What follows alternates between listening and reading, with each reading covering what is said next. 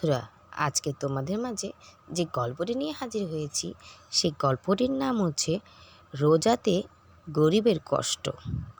তো গল্পটি শুরু করা যাক। এক গ্রামে বাস করত সাঈদ এবং তার স্ত্রী মাইশা।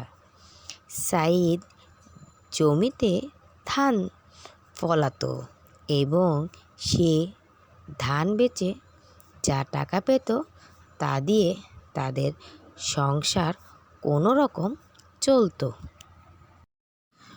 অনেক সময় ধান অনেক ফলে, আবার অনেক সময় ধান নষ্ট হয়ে যায়। এইভাবে তাদের দিন কাটতে লাগলো। একদিন মাইশার রাতে, কি গো, ধান কেমন ফলেছে?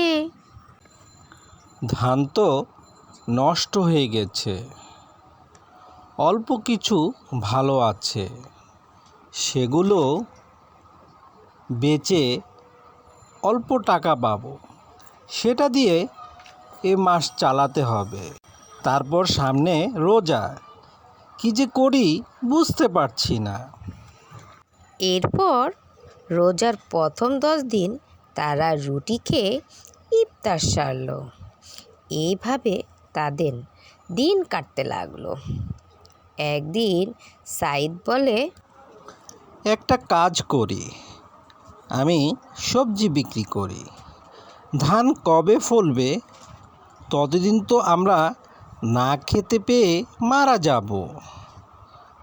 আমার কিছু টাকা আছে, সেটা দিয়ে আমি কালকে সবজি পাইকারি দরে কিনতে যাব।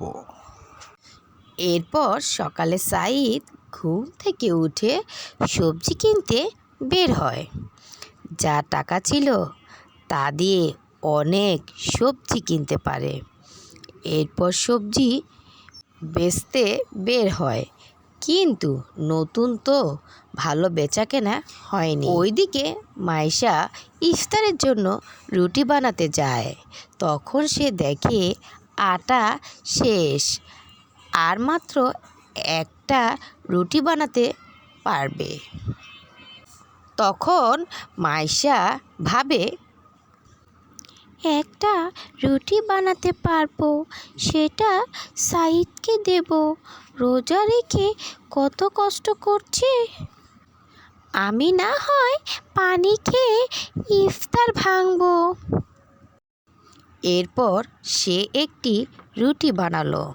তখন হঠাৎ কে যেন এসেছে।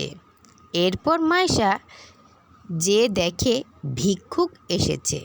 ভিক্ষুকটি বলে, মা, 3 দিন ধরে না খেয়ে আছি, আমাকে কিছু খেতে দেবে?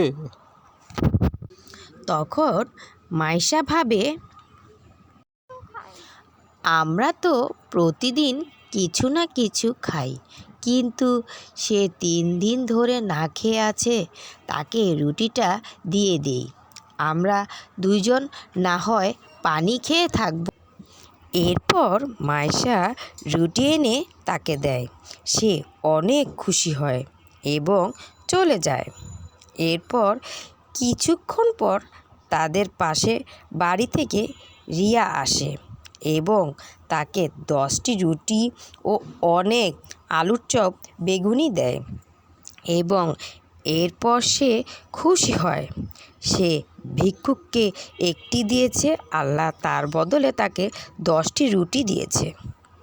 তো বন্ধুরা, গল্পটি তোমাদের কেমন লাগলো? গল্পটি যদি তোমাদের ভালো লেগে থাকে, এখনই আমাদের চ্যানেলটি সাবস্ক্রাইব করো। আল্লাহ হাফেজ, আসসালামু আলাইকুম।